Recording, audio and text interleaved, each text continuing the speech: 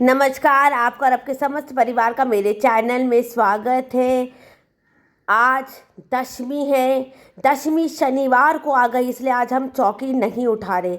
शनिवार और मंगलवार को चौकी नहीं उठाई जाती है, इसलिए आज हम चौकी नहीं उठा रहे। लेकिन मैं आज आपको बताने वाली हूँ कि चौकी का आप विसर्जन कैसे करेंगे, नवरात्रि की चौकी का विसर्जन कैसे करेंगे, माता रानी का आप पांडा कैसे करेंगे, और जो सामान है चौकी का उसका आप क्या करेंगे। विसर्जन एक बस प्रथा है, माँ तो हमेशा हमारे पास ही रहती है।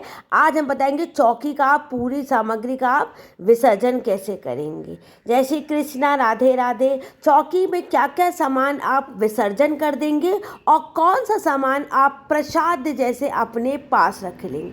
क्या सामग्री आपको अपने पास रखनी है और क्या सामग्री का आपको विसर्जन करना है। कलश के जल का क्या करना है और कलश की सामग्री का क्या करना है। पहले हम दशमी के दिन भगवान से भूल चूक माफ़ी मांगते हैं, उनको प्रसाद खिलाते हैं, उनका विसर्जन करते हैं। लेकिन चौकी आज हम नहीं उठाएंगे। चौकी हम शनिवार को नहीं उठाएंगे, रविवार को ही हम चौकी उठाएंगे। जयकारा शेरा वालिए का, जयकारा शेरा वालिए का। चौकी का हम जो विसर्जन है वो हम रविवार को करेंगे, क्योंकि शनिवार के दिन हम चौकी नहीं उठाते। आज मैं आपको बताने वाली सामग्री का क्या क्या आप करेंगे, जो चौकी में सामग्री उसका क्या क्या करेंगे। पहले मैं आपको बता देती हूँ कि माता की जो आपकी अगर मूर्ति है, दशमी के दिन विसर्जन किया जाता है। दशमी इस बार शनिवार को पड़ रही है,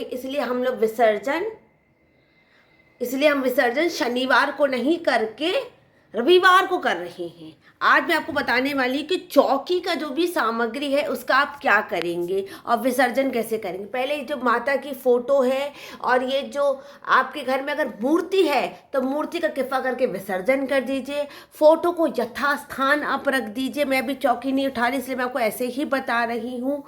उसके बाद जितनी भी सामग्री आपने रखी है चौकी के अंदर, इस सब सामग्री में क्या क्या विसर्जन होगा, क्या क्या आप अपने पास रखेंगे। सबसे पहले कलश को हम थोड़ा सा इस तरह से हिला देंगे। कलश के अंदर जितनी भी सामग्री से आम का पत्ता, पान का पत्ता, पुष्प, सब विसर्जन होगा। चुन्नी आप अपने घर में या अपनी गाड़ी में बांध सकते हैं। चुन्नी आपकी रक्षा करेगी। जय माता जी की चुन्नी आपकी रक्षा करेगी। नारियल का आप विसर्जन करेंगे। नारियल का हम भोग नहीं लगाते, नारियल का हम विसर्जन कर देंगे।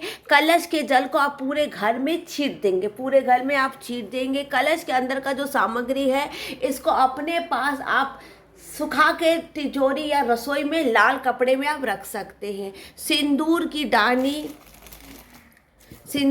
दानी, सुहाग का जो सामान है वो किसी सुहागवती स्त्री या अपने पास ऐसे प्रसाद जैसे रख लीजिए। अपने पास प्रसाद जैसे लगे, फल, प्रसाद, मिठाई सब आप बांट दीजिए। जल आप किसी कलश का जल पूरे घर में छीट दें और इस कलश का जो जल है इसको आप तुलसी के पौधे को छोड़ के किसी और पौधे में आप जल को डाल दीजिए या नदी में विसर्जन कर दीजिए।